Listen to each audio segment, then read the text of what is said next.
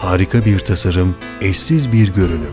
Taşıması kolay, koku ve is yapmayan özellikleriyle istediğin derecede alevlendirme. Evde, iş yerinde, dilediğiniz her yerde. Yeni nesil bacasız şömine. Doğa dostu ürünler ve ekonomik fiyatlar. Hayatın en doğal hali. Doğaya ve insana. Blue Flame Şömine. Kerkük Caddesi'nde. 0850 304 8708 0553 789 2011